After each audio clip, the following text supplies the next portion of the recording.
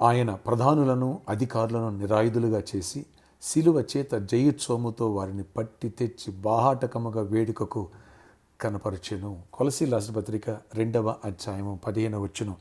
Praise Jesus. ఈరోజు April 19 Saturday. Good morning. పరలోకనిస సంఘ బిడ్డలకు, ఆత్మీయులకు, దైవజనులకు, ఇతర రాష్ట్ర దేశం మన ప్రియులందరికీ కృపాక్షేమములు సమృద్ధిగా విస్తరించునుగాక.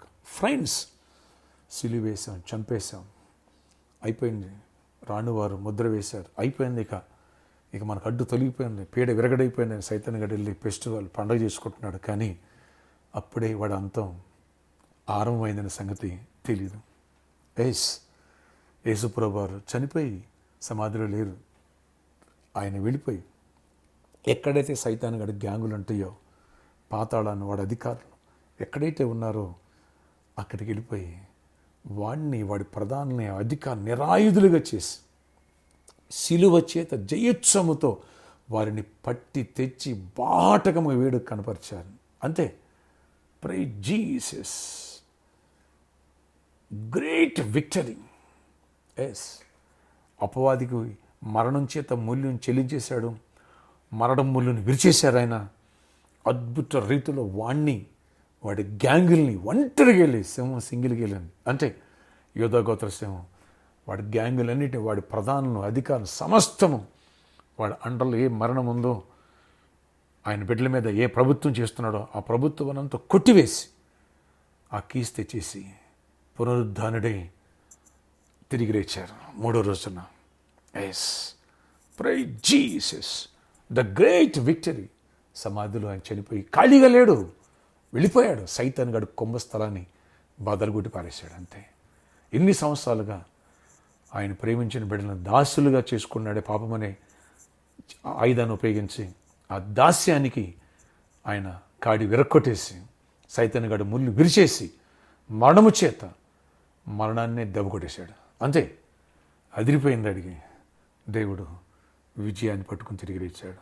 ఫ్రెండ్స్, ఈరోజు రేపటికి సిద్ధపడే రోజు.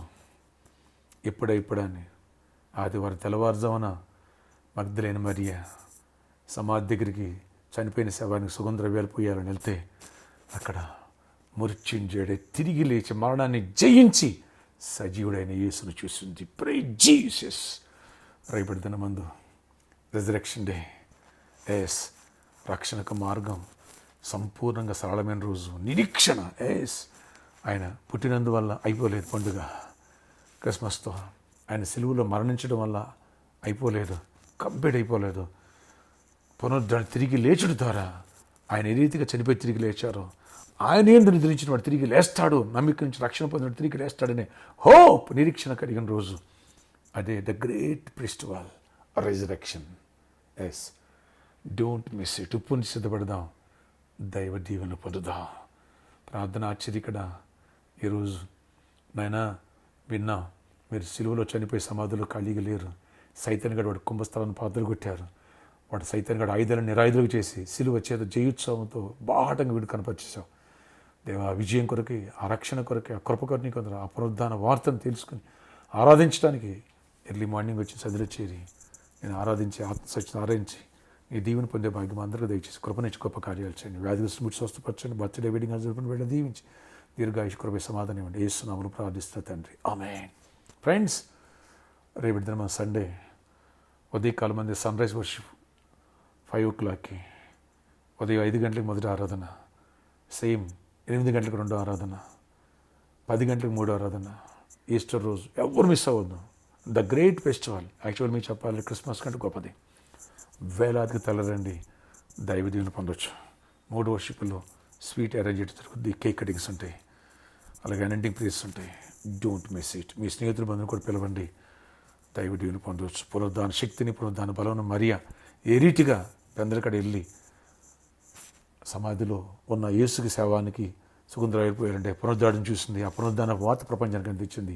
అందుకని ఎర్లీ మార్నింగ్ వర్షిప్ చేస్తావా, వీరింటి వచ్చేసాయి, లేదా సెకండ్ థర్డ్ వర్షిప్లు ఉన్నాయి. Don't miss it. రండి, దైవ దీవెన పొందాం. My God bless you all. అలాగే పునరుద్ధాన పండుగ ద్వారా ఎవరైనా సువార్త చాటాలి అంటే ఒక కార్యక్రమం స్పాన్సర్ అనేకులు దీవెనకి ఎందుకు మారకూడదు? అలాంటి వాళ్ళు వచ్చి నన్ను కలిసి ప్రే చేయించుకోవచ్చు. May God bless you all. See you tomorrow.